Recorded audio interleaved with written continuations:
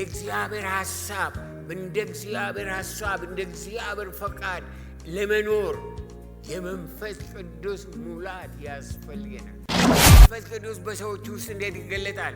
በጥበብ ይገለጣል፣ በማስተዋል ይገለጣል፣ በምሕረት ይገለጣል፣ በትሕትና ይገለጣል። የእግዚአብሔር ሰው ከፍታው፣ የእግዚአብሔር ሰው አገልግሎት፣ የእግዚአብሔር ሰው ማስተዋል፣ የእግዚአብሔር ሰው ፍሬ በምድር ላይ የሚመጣው በሌላ መንገድ ሳይሆን የእግዚአብሔር መንፈስ ቅዱስ በውስጡ አድሮ በውስጡ ሥራ ሲሠራ ብቻ ነው። ክርስቶስ በምድራዊ ሕይወቱ ዘመን የተሞላው ያደገው የኖረው ያገለገለው ዘላለማዊ በሆነው በመንፈስ ቅዱስ ዕውቀት፣ ጥበብ፣ ማስተዋል በመሞላት ነው። መንፈስ ከሌለው ሰው አይደለም። ሰው ነፍስ ከሌለው ሰው አይደለም። ሥጋ ከሌለው ሰው አይደለም። ጳውሎስ መልእክት ወደ ሮሜ ሰዎች ምዕራፍ 8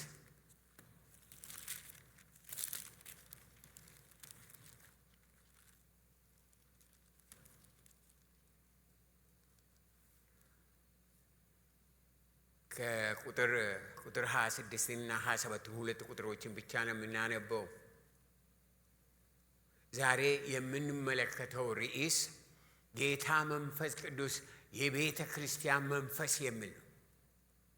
የዚህ ጉባኤ መንፈስ፣ የዚህ ግቢ መንፈስ፣ እሱ የሚመራው፣ እሱ የሚናገርበት፣ እሱ የሚሰራበት።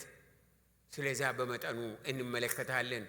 ሮሜ መልእክት ምዕራፍ 8 ቁጥር 26 27 እንዲሁም ደግሞ ይላል ብዙ ስለ መንፈስ ቅዱስ ተናግሯል። ላይ ደግሞ መንፈስ ድካማችንን ያግዛል። እንዴት እንድንጸልይ እንደሚገባን አናቅምና፣ ነገር ግን መንፈስ ራሱ በማይነገር መቃተት ይማልድልናል። እግዚአብሔር ሲጸልይላችሁ፣ እግዚአብሔር ሲጸልይልኝ አስደናቂ አይደለም? መንፈስ ቅዱስ ይጸልይልናል ነው እኮ የምለው። እኛ መጸለይ በማንችል ቋንቋው አናቅም፣ የእግዚአብሔር ሐሳብ ምን እንደሆነ አናቅም። መንፈስ ቅዱስ ግን በማይነገር ምንድነው በማይመረመር መቃተት ይማልድልናል ይላል። ልብን የሚመረምረው የመንፈስ ሐሳብ ምን እንደሆነ ያውቃል፣ እንደ እግዚአብሔር ፍቃድ ስለ ቅዱሳን ይማልዳል። ደስ አይልም? ለእኔና ለእናንተ በእኔና በእናንተ አብ ፊት የቆመ ጌታ መንፈስ ቅዱስ አለ። በእኔና በእናንተ እኛ ድካማችን፣ ጸሎታችን ቋንቋውንም አንችልበትም። የእግዚአብሔርን ሐሳብ መረዳት አንችልም። ስለዚህ ጌታ መንፈስ ቅዱስ ይህንን ያደርጋል። ልጆችሽ ከእግዚአብሔር የተማሩ ይሆናሉ፣ የልጆችሽም ሰላም ብዙ ይሆናል ተብሎ እንደተጻፈ የሰራዊት አምላክ እግዚአብሔር በጌታ በኢየሱስ ክርስቶስ ሕያውና ዘላለማዊ ስም አንተ ዛሬ ጠዋት ተናገረን። አንተ ራሲ አስተምረን። በጌታ በኢየሱስ ክርስቶስ ሕያውና ዘላለማዊ ስም አሜን። በሉ እግዚአብሔር ባርካችሁ። በምድር ላይ ቤተ ክርስቲያን መሆን የሚገባትን የምትሆነው፣ መስራት የሚገባትን የምትሰራው፣ መግለጥ የሚገባትን የምትገልጠው በመንፈስ ቅዱስ ነው። ሥጋ ለባሽ የሆነ ሁሉ እግዚአብሔርን ማወቅ፣ እግዚአብሔርን ማምለክ፣ እግዚአብሔርን መከተል፣ እግዚአብሔርን መውደድ፣ እግዚአብሔርን መፍራት የሚችለው በመንፈስ ቅዱስ ሲሆን ብቻ ነው። በመንፈስ ቅዱስ ሲሆን ብቻ ነው። በዚህ ምድር ላይ እንደ እግዚአብሔር ሰው ለመጠንቀቅ፣ ለመመላለስ፣ ለመኖር የመንፈስ ቅዱስ ሙላት ያስፈልገናል። ይህንን ሁላችሁ ልባሉ። በምድር ላይ በዚህ ምድር ላይ የእግዚአብሔር ሐሳብ እንደ እግዚአብሔር ፈቃድ ለመኖር የመንፈስ ቅዱስ ሙላት ያስፈልገናል። ከመንፈስ ቅዱስ ሙላት ውጪ በዓለም ላይ እንደ እግዚአብሔር ሰው በጽድቅ በቅድስና መኖር አይቻልም። ለሰማያዊና ለዘላለማዊ ማስተዋል መንፈስ ቅዱስ የግድ ያስፈልጋል። መጽሐፍ ቅዱስ ሰማይና ምድርን የፈጠረ የዘላለም እግዚአብሔር የእውቀት ሁሉ የጥበብ ሁሉ የማስተዋል ሁሉ መሰረትና ምንጭ እንደሆነ ይናገራል። እነዚህና የቀሩት የእግዚአብሔር ምንጮች ወደ ሰብአዊ ፍጥረት የሚፈሱት በመንፈስ ቅዱስ ሲሆን የሚገለጡትም በማስተዋል መልክ፣ በእውቀት መልክ፣ በጥበብ መልክ፣ በእውነት መልክ፣ በሕይወት መልክ፣ በሰላም መልክ፣ በፍቅር መልክ ነው። መንፈስ ቅዱስ በሰዎች ውስጥ እንዴት ይገለጣል? በጥበብ ይገለጣል፣ በማስተዋል ይገለጣል፣ በምሕረት ይገለጣል፣ በትህትና ይገለጣል። እንደዛ ነው የሚገለጠው። እነዚህ ወገኖች የቀሩት የእግዚአብሔር ምንጮች ወደ ሰብአዊ ፍጥረት የሚፈሱት በመንፈስ ቅዱስ ሲሆን የሚገለጡትም በእውቀት በጥበብ መንገድ ነው። የእግዚአብሔር ሰዎች የሚታወቁት በማስተዋል፣ በምሕረት፣ በፍቅር፣ በሰላም፣ በፍሬ ነው። ይሄም የሚሆነው ጌታ መንፈስ ቅዱስ በሕይወታቸው ውስጥ የሚያፈራው መንፈስ ቅዱስ ፍሬ ነው። በምድር ላይ በትምህርት፣ በልምድ፣ በዕድሜ፣ በሁኔታ የሚመጣ እምነትን የማይጠይቅ ምን አለ? ተራ እውቀት አለ፣ ተራ ጥበብ አለ፣ ተራ ማስተዋል አለ። በመጽሐፍ ቅዱስ የምናየው ግን ከተራ እውቀት በላይ ነው። የመንፈስ ቅዱስ እውቀት ከተራ እውቀት በላይ ነው። ሁላችን መጽሐፍ ቅዱስ መጽሐፍትን እናነባለን፣ ሰዎች የሚጽፉትን እናነባለን። እነዛ ተራ እውቀቶች ናቸው።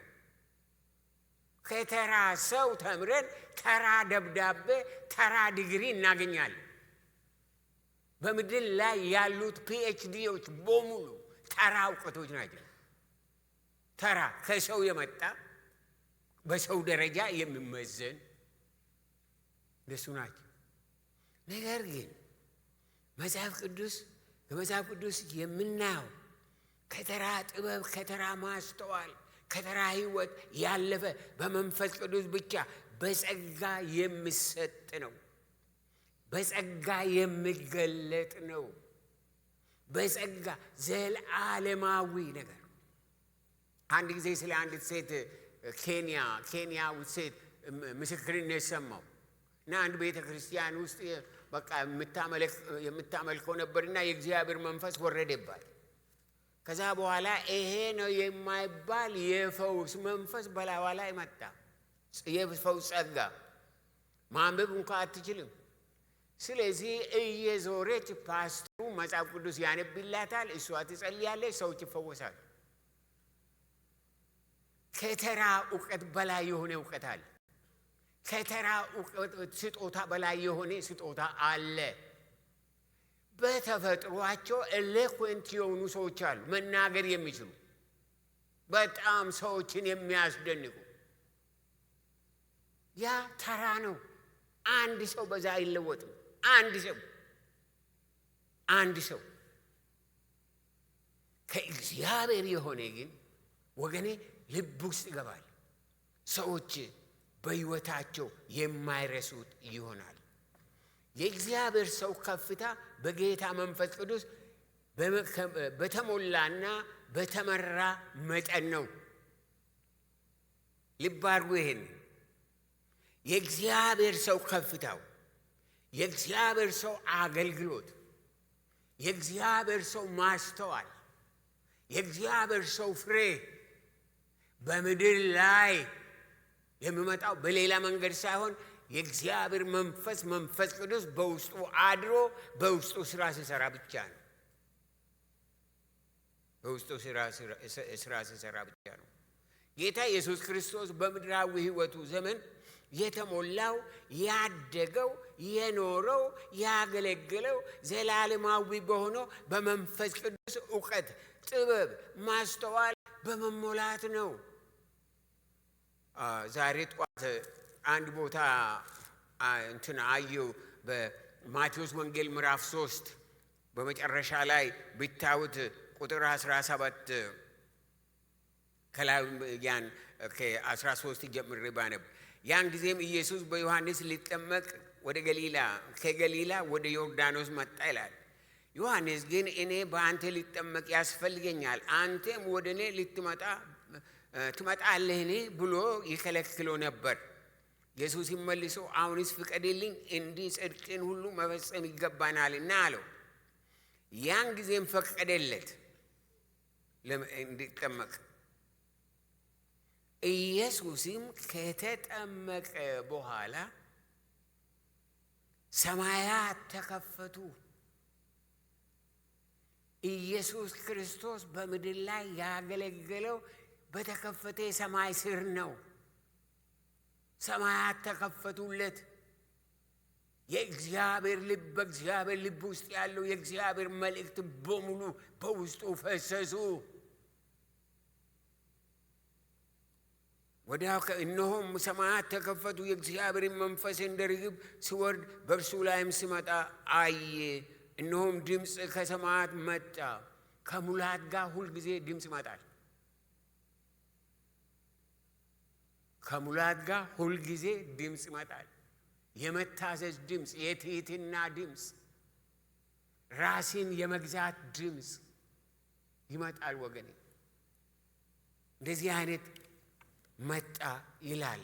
እነሆም ድምፅ ከሰማይ መጥቶ በእርሱ ደስ የሚለኝ የሚወደው ልጄ ይህ ነው አለ። የሚያስደንቅ ነው። ማንኛውም ሰብአዊ ፍጥረት እግዚአብሔርን በእውነት ያውቅ ዘንድ፣ ያመልክ ዘንድ፣ ይታዘዝ ዘንድ ከመንፈስ ቅዱስ የሆነ ኃይል፣ ጥበብ፣ ማስተዋል፣ እውቀት ያስፈልገዋል። መንፈስ ቅዱስ የሚያመጣው እውቀት ነፃ የሚያወጣ እውቀት ነው። ብዙውን ጊዜ እውቀት ትዕቢተኛ ያደርጋል። እውቀት ያስተብያል ይላል መጽሐፍ ቅዱስ። ብዙዎች ሰዎች ብዙ ስላነበቡ ብዙ ስለሰሙ ከሰዎች ከዛ ስለተማሩ በቃ ትዕቢት እውቀት ያስተብያል። የሰው እውቀት ከሰው የሚወጣ እውቀት መጥፎ አይደለም፣ በምድር ላይ ይረዳናል። ነገር ግን አንድንም ሕይወት አይለውጥም። ልባሉ ስለዚህ የእግዚአብሔር ሰዎች በመንፈስ ቅዱስ የሚመጣ ጥበብ፣ ማስተዋል፣ ሕይወት፣ ትህትና ያ ነው የሚያስፈልገን። ከሰው ግምት በላይ የሆነ ለዘላለም ነፃ የሚያወጣ የእግዚአብሔር እውቀት ነው። እውቀት ነፃ ያወጣል። የእግዚአብሔር ጥበብ ምን ያደርጋል መሰላችሁ? ትሑታን ያደርጋል። የእግዚአብሔር ማስተዋል፣ የእግዚአብሔር ሕይወት፣ የእግዚአብሔር ዘመን፣ የእግዚአብሔር ሰላም በሕይወታችን የሚያድረው በጌታ መንፈስ ቅዱስ ነው። በመሰረቱ ክርስትና የዓለም ከሆነ ሁሉ በላይ የሚያኖር ጸጋ ነው። ከዓለም የሆነው በላይ የማንኖር ከሆነ ገና ነገሩ አልገባን። ከዛ በላይ ነው የሚያኖርን።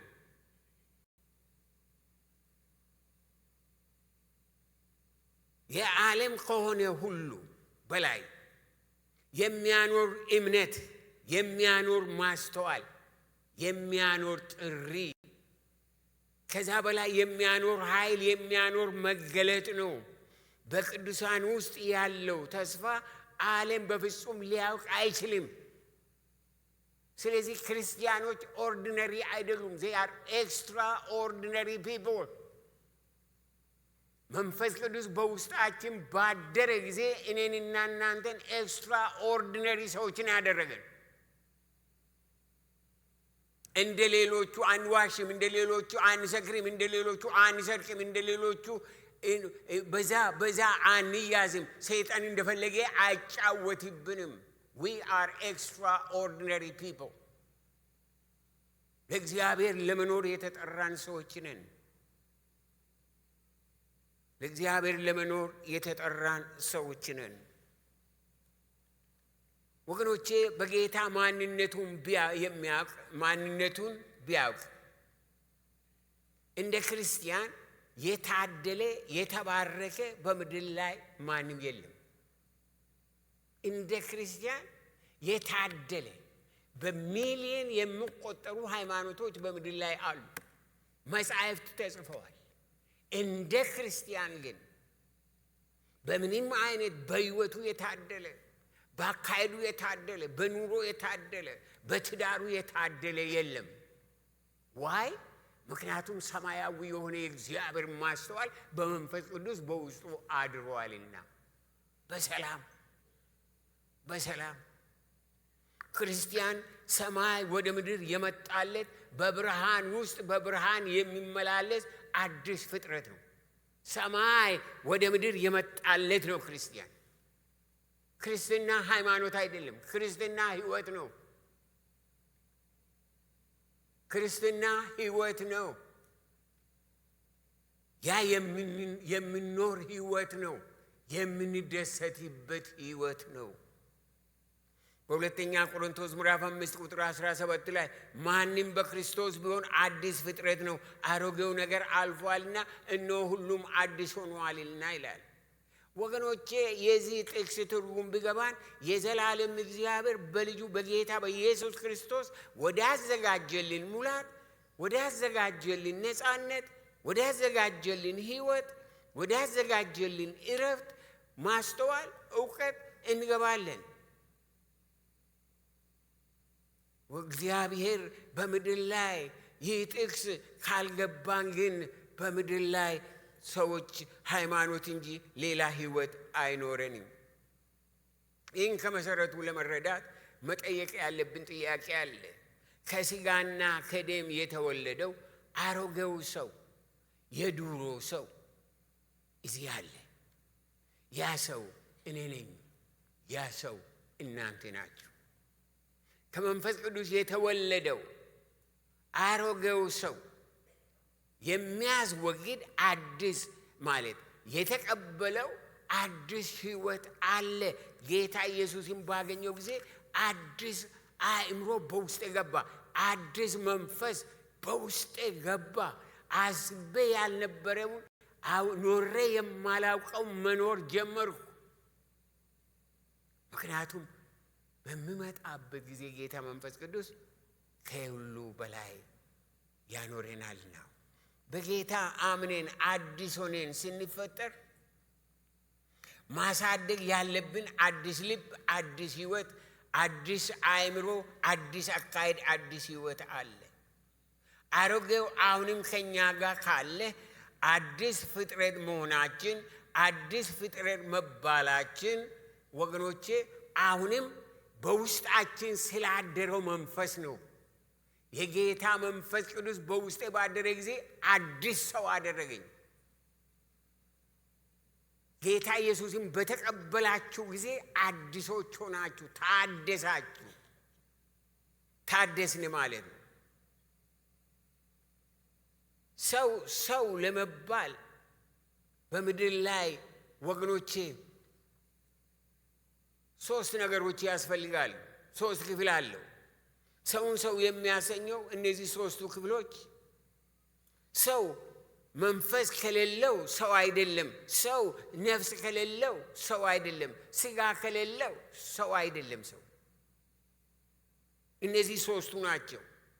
ሐዋርያው ጳውሎስ በአንደኛ ተሰሎንቄ ምዕራፍ 5 ቁጥር 23 ላይ የሰላምም አምላክ ራሱ ሁለንተናችሁን ይቀድስ ካለ በኋላ መንፈሳችሁም ነፍሳችሁም ስጋችሁም ጌታችን ኢየሱስ ክርስቶስ በመጣ ጊዜ ያለ ነቀፋ ፈጽሞ ይጠበቁ ይላል።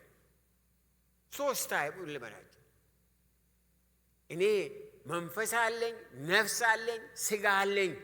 ሁላችሁ እንደዛ ናችሁ። ሁላችን እንደዛ ነን።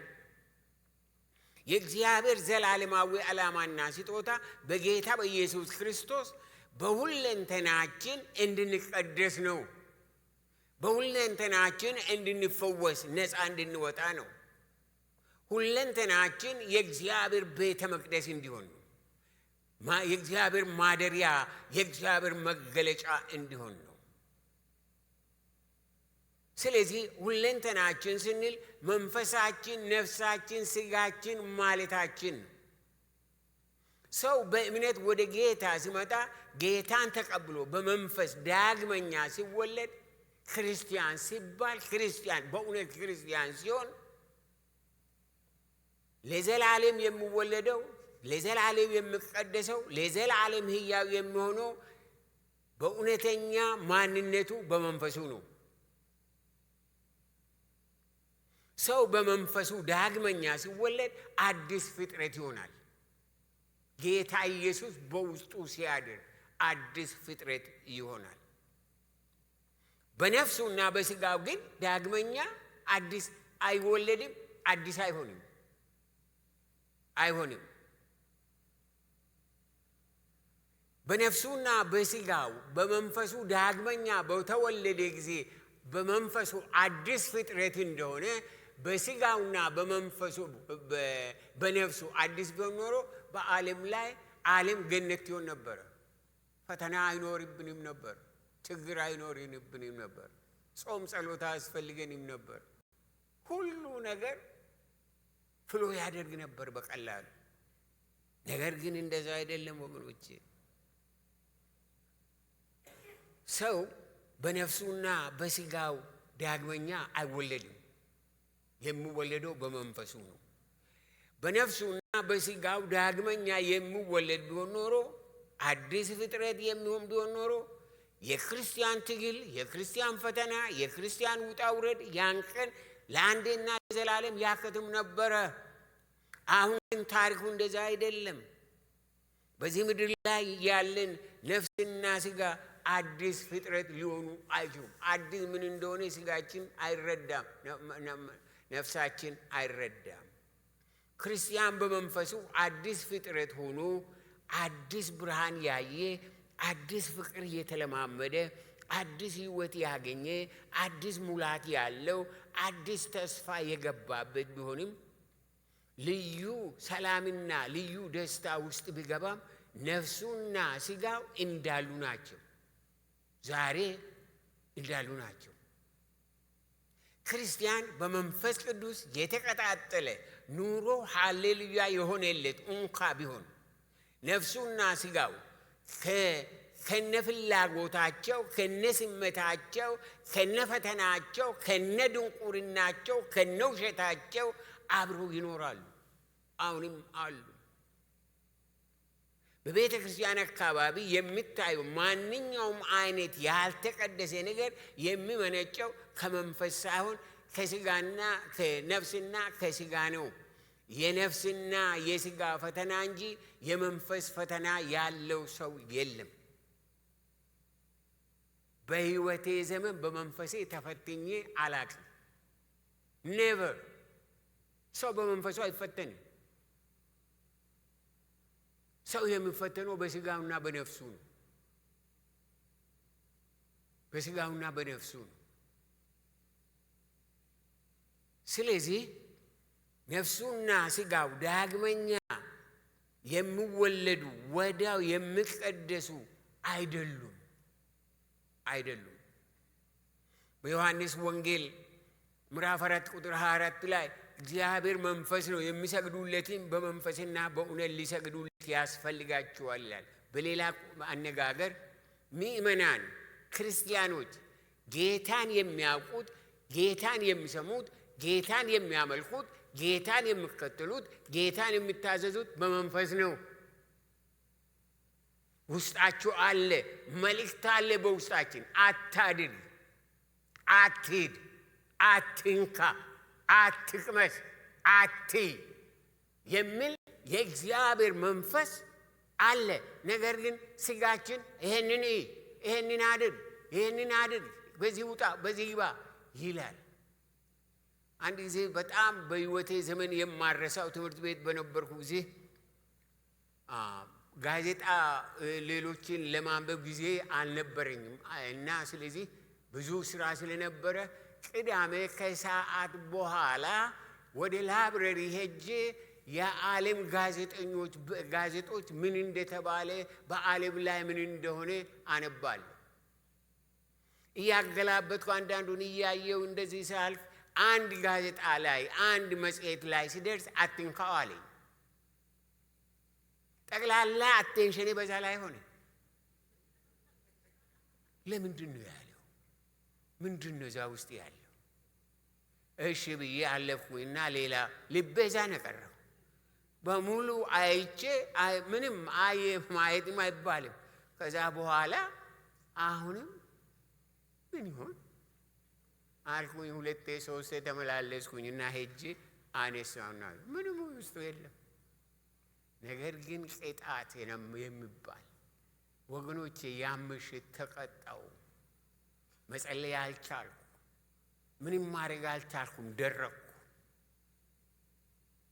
በሕይወቴ አረሳም ያን ጌታ እግዚአብሔር አንድ መንፈስ ቅዱስ አታድርግ በሚልበት ጊዜ ከውስጣችን ነው የሚያዘን። አድርግ በሚልበት ጊዜ እናደርጋለን። አታድርግ ካለ አታድርጉ። ብዙዎች ሰዎች ያን መጀመሪያውን ካለፉ መጀመሪያውን አታድርግ የተባሉትን ካለፉና ካደረጉ ወገኖቼ ሌላ ዓለም ውስጥ ነው የሚገቡት። ከዛ በኋላ የእግዚአብሔር ድምፅ እየራቀ የሥጋ ድምፅ እየቀረበ ይሄዳል። ብዙዎች ክርስቲያኖች በዚህ ምክንያት እግዚአብሔርን መታዘዝ ምን እንደሆነ፣ መንፈስ ቅዱስን መስማት ምን እንደሆነ የማያውቁት በዚህ ነው። አትንካ ካለ አትንካ ይላል ጌታ መንፈስ ቅዱስ። አድርግ ካለ አድርግ ይላል ጌታ መንፈስ ቅዱስ። የእግዚአብሔር ሰዎች ያን ነው የተማሩ፣ በዛ ነው የተመላለሱት። ሥጋ ሥጋን ይወልዳል፣ መንፈስ መንፈስን ይወልዳል። ሥጋ ሥጋን ይረዳል፣ መንፈስ መንፈስን ይረዳል። መንፈስ መንፈስን ይገልጣል። እንግዲህ እግዚአብሔር መንፈስ ስለሆነ ከእርሱ ዳግመኛ የምንወለደው እርሱንም የምንመስለው በመንፈስ ነው የምንመስለው። ያ መንፈስ በውስጤ ሆኖ መስራት በሚጀምርበት ጊዜ ይህንን አታድርግ፣ በዚህ አትውጣ፣ በዚህ አትግባ። እግዚአብሔር አንዳንድ ጊዜ ከድንቁርናችን እየተነሳ ጠቅላላ የሚያደርገውን ነገር ወገኖቼ እኔና እናንተ በማናውቁ መንገድ ይመራናል። እግዚአብሔር ከላይ እንኳ መላእክትን ልኮ የሚመራን ጊዜ ይኖራል። አንድ ጊዜ ተማሪ በነበርኩ ጊዜ የሬዲዮ ፕሮግራም ይሰራ ነበረ እና በሳምንት ቅዳሜ በሚሄድበት ጊዜ 8 ፕሮግራሞችን መስራት ነበረብኝ። አንድ ጊዜ 8 ፕሮግራሞችን ሰርቼ ከዛ ሲወጣ በብስክሌት ነው የሚሄደው። ከዛ ሲወጣ አንድ በመንገድ ይዤ እንደዚህ ሲሄድ አንድ ሰው አንድ ዶክተር ልብስ የለበሰ ሰው ፊት ለፊቴ በብስክሌት መጣ እና ፊት ለፊት ከየት እንደመጣ አላውቅም። መጣና ከኔ ቀድሞ በቃ መሄድ ጀመረ። እኔ ለመሄድ የፈለግኩት በዛኛው ወረድ ብሎ ከሚመጣው በአስፋልት መንገድ ነው።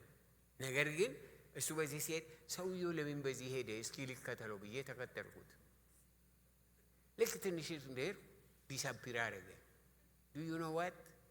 በዛም ቀን በዛ መንገድ እንትን ውስጥ ብገባ ኖሮ ከዛ አልወጣም ነበር።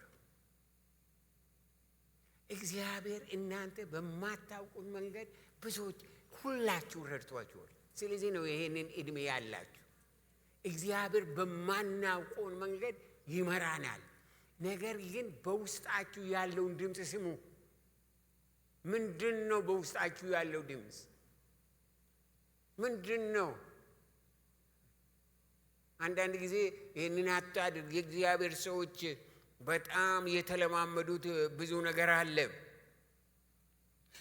በእግዚአብሔር መንፈስ የሚመሩ ሁሉ እነዚህ የእግዚአብሔር ሰዎች ልጆች ናቸው ይላል በሮሜ ምዕራፍ 8 ቁጥር 14 ላይ። የእግዚአብሔር ልጆች የእግዚአብሔር ባህሪ አላቸው። የእግዚአብሔር መንፈስ ይመራችኋል።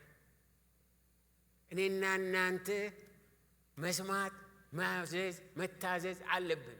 ስንቶቻችሁ ትዝ እንደምላችሁ ብዙዎቻችሁ እዚህ ያልነበራችሁም ሃይስኩል ስኩል በነበርን ጊዜ እሁድ ጠዋት ተሰብስበን እያለን አትስበክ ህዝቡን አሰናብት አለኝ ጌታ። በል ወደ ጌታ ቤታችሁ ሂዱ ብዬ ህዝቡን አሰናበቱ። ለምን እንደሆነ አልገባኝም። ፍርሃት በላይ ላይ ነበረ። ከዛ ሲወጣ አንዲት ሸፈና የምትባል እህት ነበረች በማከላችን በር ላይ ቆማ፣ ፓስተር ምንድን ነው የሆነው? የእኛ ስህተት ምንድን ነው የሆነው? ለምንድን ነው እንደዚህ የሆነበት? እኔ አላቅም አልኳት። ከማንም ጋር ለመናገር አልፈለኩም። ምን ያህል ነው እግዚአብሔርን የምትታዘዙት? በህይወታችሁ ካለመታዘዝ የተነሳ ህይወታችሁ ደርቆ በቃ እግዚአብሔር አይሰማኝም፣ እግዚአብሔር ለኔ ጸሎት አይመልስም የምትሉ፣ እግዚአብሔር ይሰማል። ነገር ግን ትንሹን ድምፅ አትለፉ። እነ ጳውሎስ እግዚአብሔር ወደዛ አትሉ ያለባቸው፣ መንፈስ ቅዱስ የከለከላቸው ወደዛ አትሉ፣ አይሄዱም። በዛ ግባ፣ በዛ ይገባሉ። የእግዚአብሔር ሰዎች በእግዚአብሔር መንፈስ ይመራሉ። የእግዚአብሔር ልጆች በእግዚአብሔር መንፈስ የሚመሩት በእንዴት ነው? አንደኛ ጌታ መንፈስ ቅዱስ ቃሉን ያበራላችኋል። ይሄንን አስቀምጠ ጌታው ምን ትላለህ አትበሉ፣ ይሄንን ክፈቱ። የእግዚአብሔር መልእክት፣ የእግዚአብሔር አጀንዳ፣ የእግዚአብሔር ሐሳብ ለኔና ለእናንተ ለህይወታችን፣ ለዘመናችን፣ ለትውልዳችን ያለው በዚህ ውስጥ ነው። እግዚአብሔርን ቃል የማያነብ ሰው የእግዚአብሔርን ድምፅ አይሰማም። ስለዚህ የእግዚአብሔርን ቃል በዚህ ምድር ላይ የሚያስፈልግ ምርት በሁሉ በእግዚአብሔር ቃል ተጽፏል። ጌታ መንፈስ ቅዱስ የቃሉን መልእክት፣ የቃሉን እውነት፣ የቃሉን ህይወት፣ የቃሉን ትርጉም በህይወታችን ላይ ሲለቅ በመለኮታዊ ብርሃን መመላለስ እንጀምራለን። ጌታ ቃሉን ያበራል። በሉቃስ ወንጌል ምዕራፍ 24 ቁጥር 46 ላይ 45 ላይ መጻሕፍትን ያስተውሉ ዘንድ አእምሯቸውን ከፈተላቸው ይላል። ዋይ አእምሮ መጽሐፍ ቅዱስ ከተከፈተልን የእግዚአብሔር መልእክት በሙላቱ በህይወታችን ዘመን ተከፈተልን ማለት ነው። አእምሯቸውን ከፈተላቸው። ጌታ ኢየሱስ ክርስቶስ የእያንዳንዳችን፣ እስኪ ሁላችሁ አይናችሁን ጨፍኑ፣ እጆቻችሁን በራሳችሁ ላይ አድርጉ። በናዝሬቱ በጌታ በኢየሱስ ክርስቶስ ሕያውና ዘላለማዊ ስም ከእግዚአብሔር የሆነ መልእክት፣ ከእግዚአብሔር የሆነ እውነት፣ ከእግዚአብሔር የሆነ መገለጥ፣ ከእግዚአብሔር የሆነ ምሪት ለእያንዳንዳችን ዘንድ ጌታ እግዚአብሔር ዛሬ አእምሯችንን ይክፈትልን። ጌታ መንፈስ ቅዱስ አእምሯችንን ይግዛው፣ አንደበታችንን ይግዛው፣ አካሄዳችንን ይግዛው፣ ስራችንን፣ ሁለመናችንን፣ ትዳራችንን፣ መውጣታችንን፣ መግባታችንን ይግዛው። ጌታ እግዚአብሔር አእምሯችንን ለቃሉ ይክፈትልን በጌታ በኢየሱስ ክርስቶስ ስም አሜን። ወገኖቼ ይሄ ነው ዘላለም እግዚአብሔር አእምሯችንን ለቃሉ ሲከፍት፣ ውስጣችንን ለቃሉ ሲከፍት በፍቃዱና በምርቱ እንሞላለን። እሱ ሲመራን፣ ምርቱ ግን እዚህ ውስጥ አለ። ቃሉን የምናጠናው ስለዚህ ነው። እባካችሁ ቃሉን እናጥና። ይሄንን ቃል፣ ይሄ ቃል ህይወት ነው። ይሄ ቃል ፈውስ ነው። ይሄ ቃል መገለጥ ነው። ይሄ ቃል ጥበብ ነው። ይሄ ቃል ህይወት ማለት ትሕትና ነው። ይሄ ቃል የሁሉ ነውና እባካችሁ እናጥና ቃሉ።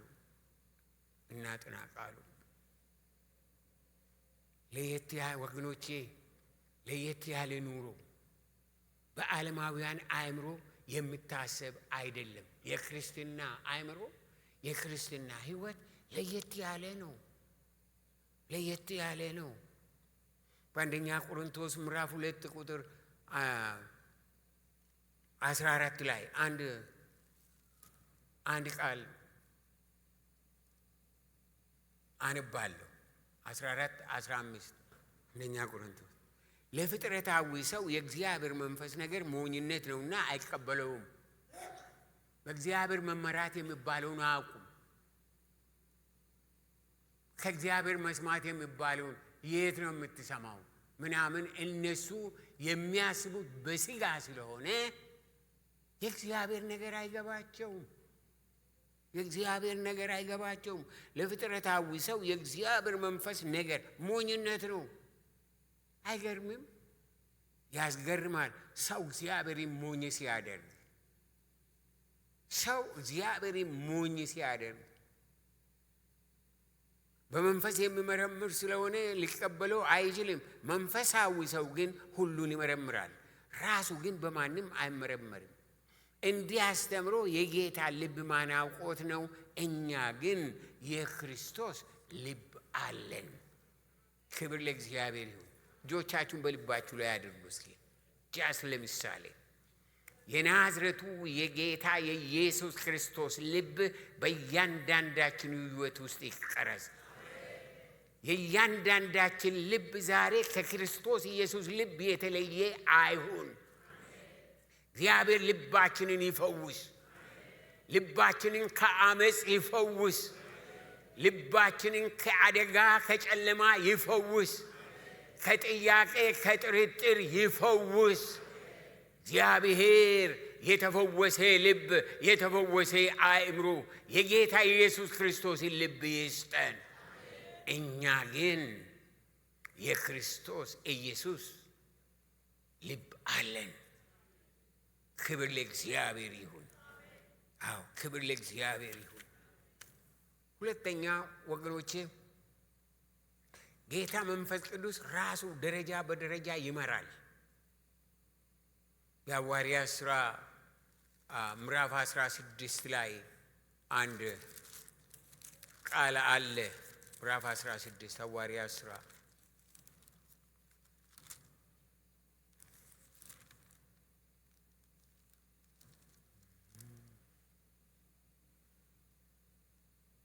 ከቁጥር 6 እና 7 በእስያም ቃሉን እንዳይናገሩ መንፈስ ቅዱስ ስለከለከላቸው በፍርግያና በገላትያ አገር አለፉ። በእስያም አንጻር በደረሱ ጊዜ ወደ ቢታንያ ሄዱ ዘንድ ሞከሩ።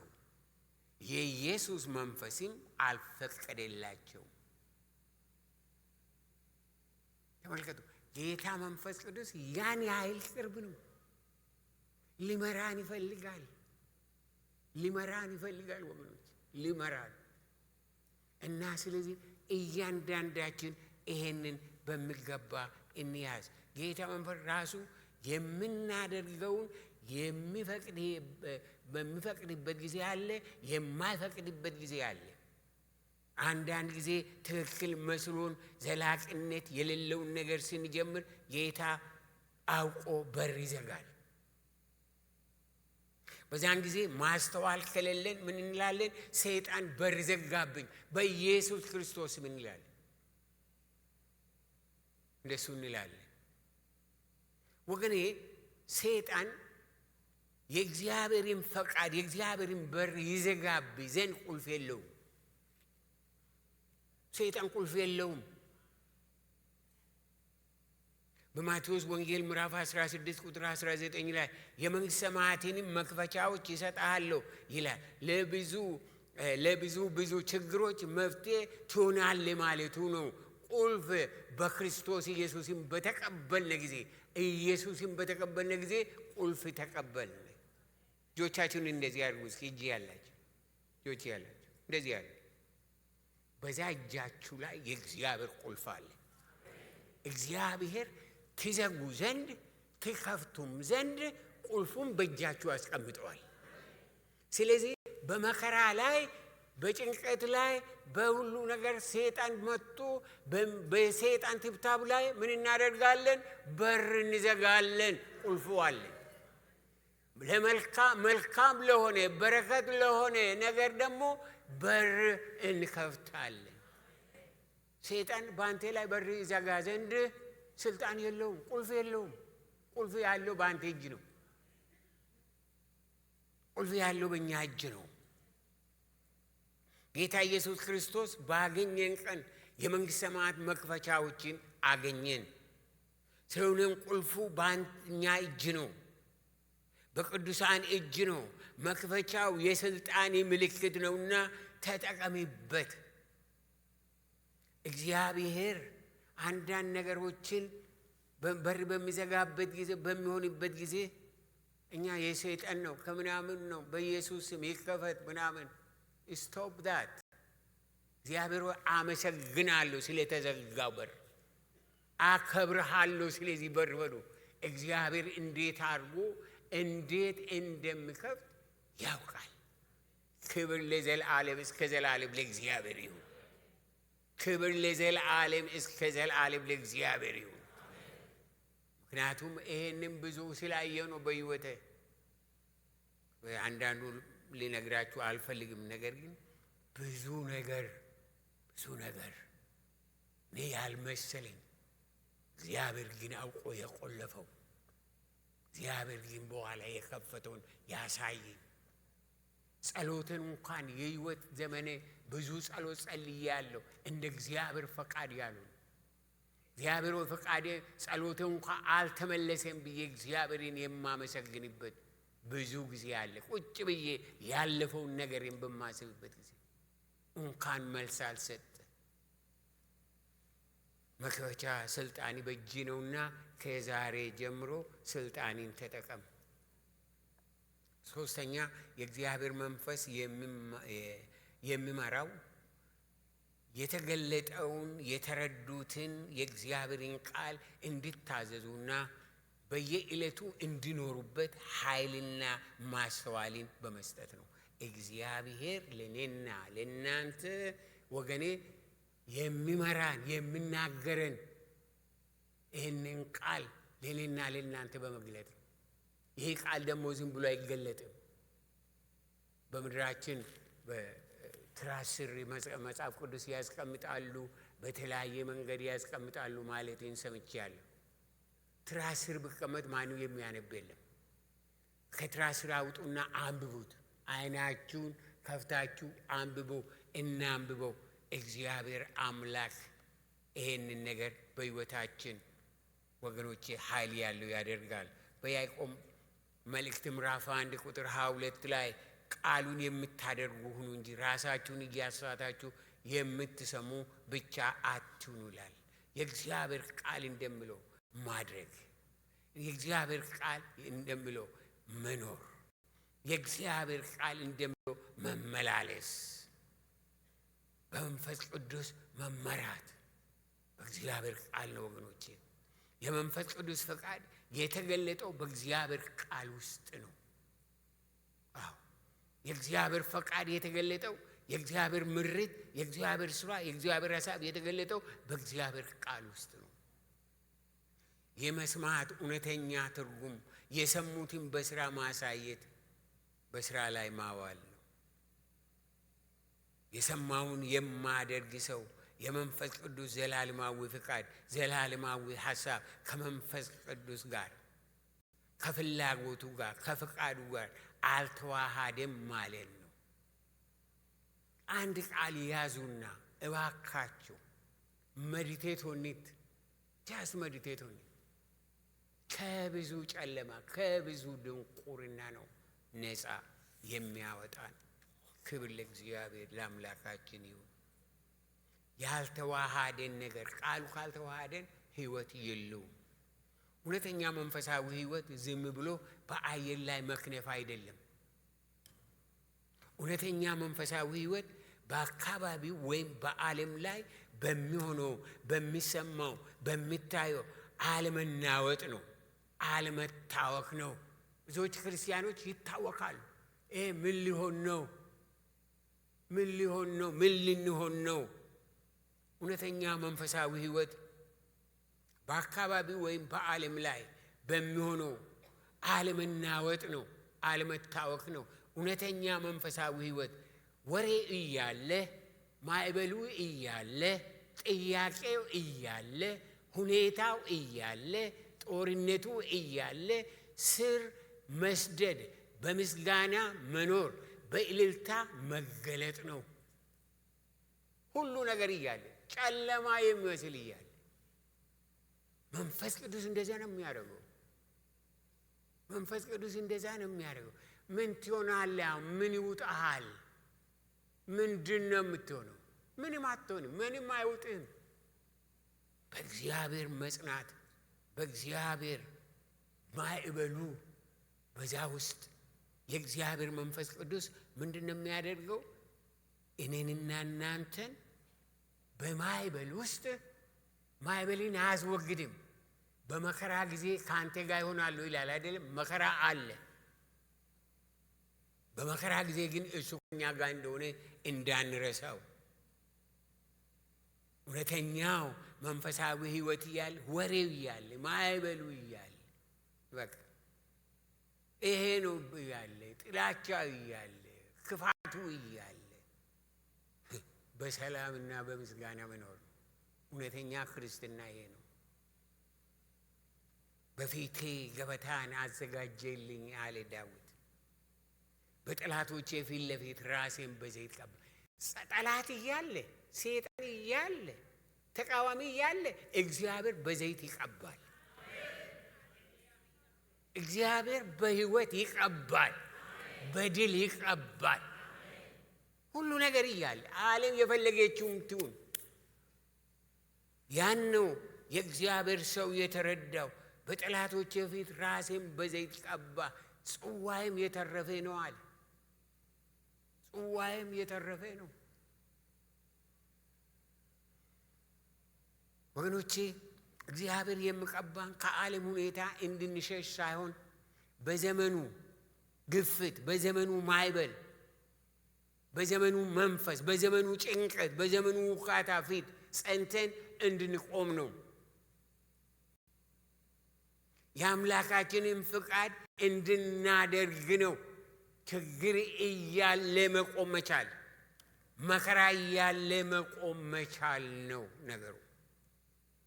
በመንፈስ መመራት በማዕበል ውስጥ እንዳናልፍ አደርገንም በማዕበል ውስጥ ጸጋን ያበዛልናል። በፈተና ጊዜ ጸጋን ያበዛልናል። በበሽታ ጊዜ፣ በጭንቀት ጊዜ ምን ያደርጋል? ጸጋን ያበዛልናል። ዘመኑ ባመጣው ክስረት፣ ዘመኑ ባመጣው ረሃብ፣ ጭንቀት የተወጠረ የእግዚአብሔር ነቢይ በቤተ መቅደስ የእግዚአብሔር ፊት ቆሞ እንዲህ አለ። ትንቢተ ዕንባቆም እስኪ አውጡ። መጽሐፍ ቅዱሳችሁ ውስጥ ትንቢተ ዕንባቆም የሚባል አለ። ቦታውን ካገኛችሁ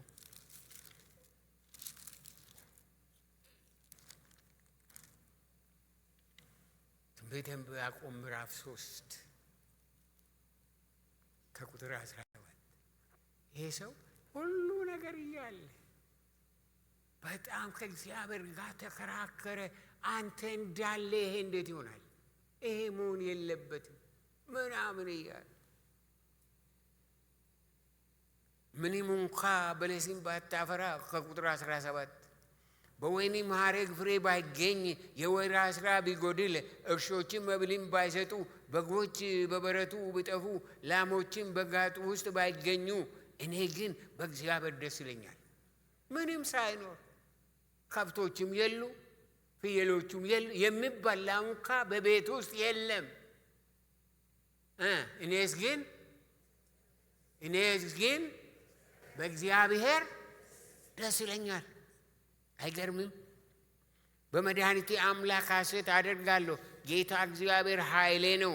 እግሮቼን እንደ ዋላ እግሮች ያደርጋል፣ በከፍታዎችም ላይ ያስሄደኛል። እግዚአብሔር በዛ በሸለቆ ውስጥ አይተውም፣ ወደ ከፍታ ያወጣሃል።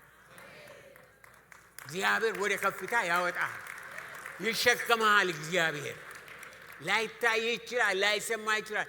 የእስራኤል ቅዱስ ግን በዘላለማዊ ምሕረቱና ቸርነቱ ሊሸከመን በእኔና በእናንተ ዘንድ ተሰልፏል። አዎ ጌታ መንፈስ ቅዱስ ነው እንግዲህ ይሄንን ወገኖቼ ለእኔና ለእናንተ የሚገልጽልን። ጌታ መንፈስ ቅዱስ ይሄንን ካሳየን የሕይወት ምርት ለዘመናት የሚሆን የእግዚአብሔር ሰላም፣ የእግዚአብሔር ጸጥታ፣ የእግዚአብሔር ጸጋ እኔንና እናንተን ይቀድመናል፣ ይከተለናል። ስለዚህ የእግዚአብሔር መንፈስ ቅዱስ ያስፈልገናል። የመንፈስ ቅዱስ ሙላት። አዎ የመንፈስ ቅዱስ ሙላት። እስኪ ሁላችን ብድግ እንበል። ሁላችን ብድግ እንበል።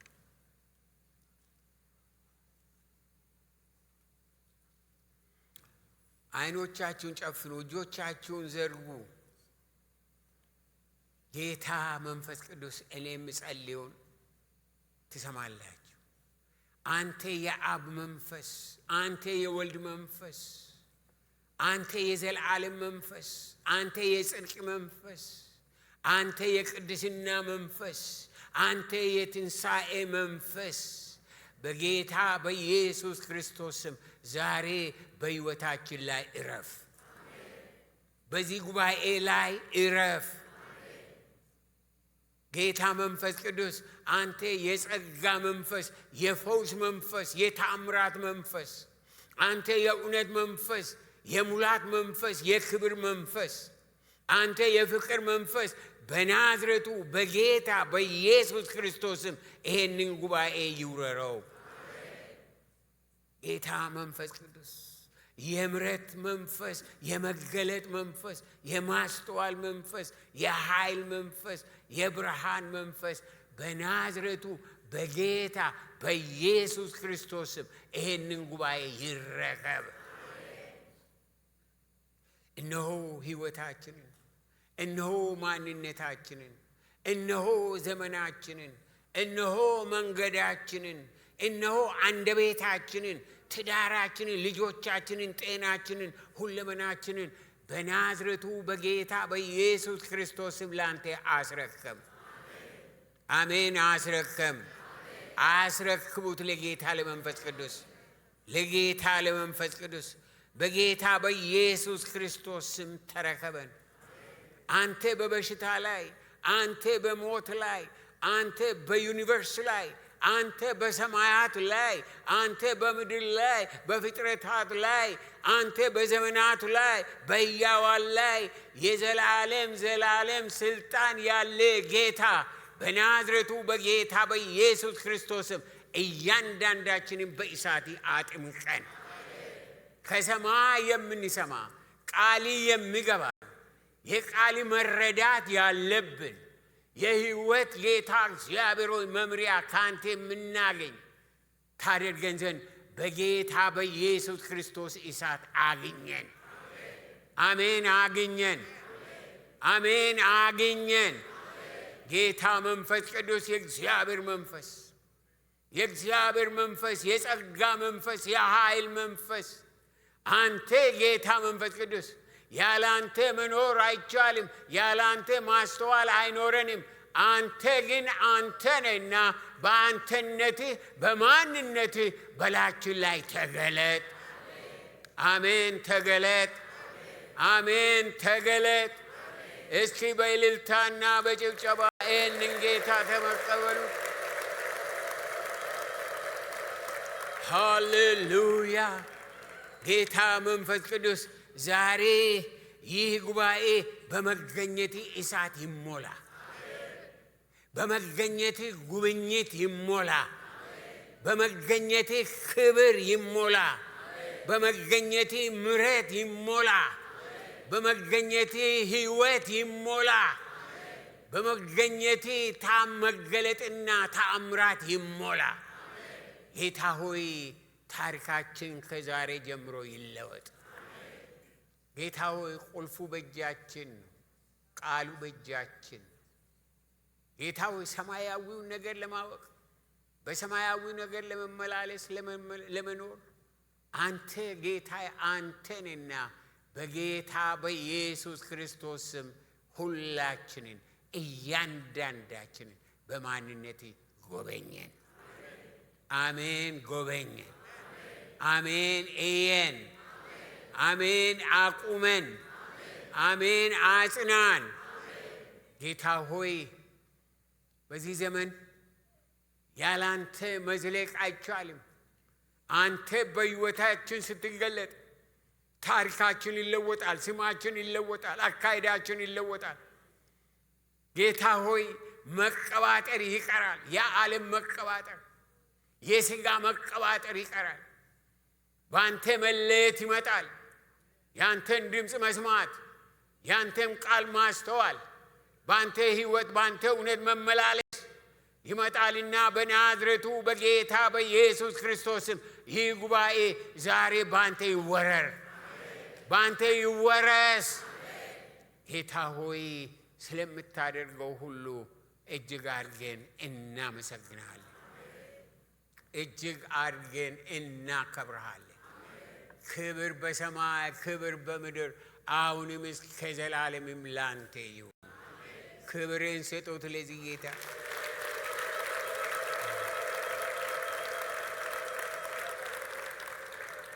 እስኪ ጎናችሁ ያለውን ሰው አንድ ሰው ያዙና እኔ የምለው በላዩ ላይ ታውጃላችሁ። በላዩ ላይ ጎናችሁ የቆመ ሰው የሰራዊት ጌታ እግዚአብሔር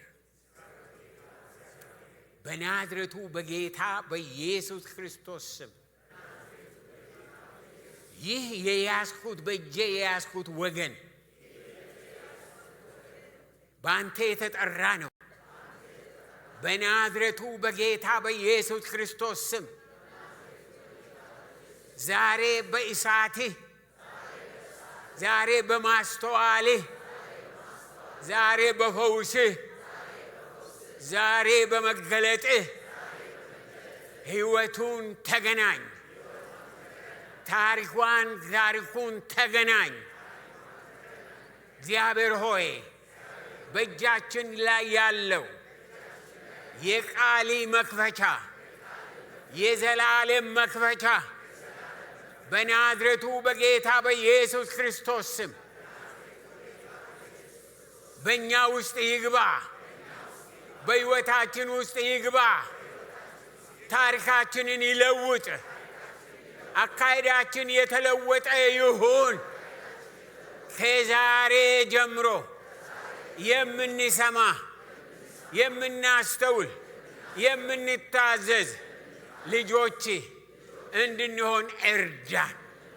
ጌታ ሆይ በማይበል ውስጥ፣ በችግር ውስጥ፣ በመከራ ውስጥ፣ በጥያቄ ውስጥ ጌታው አንተ ከዛ በላይ ስለሆንክ እናነግሣሃለን። በሕይወታችን ላይ ንገስ፣ በጎረቤታችን ላይ ንገስ፣ በምድሪቷ ላይ ንገስ፣ በጉባኤው ላይ ንገስ። በጌታ በኢየሱስ ክርስቶስ ስም አሜን፣ አሜን፣ አሜን፣ አሜን፣ አሜን፣ አሜን፣ አሜን፣ አሜን።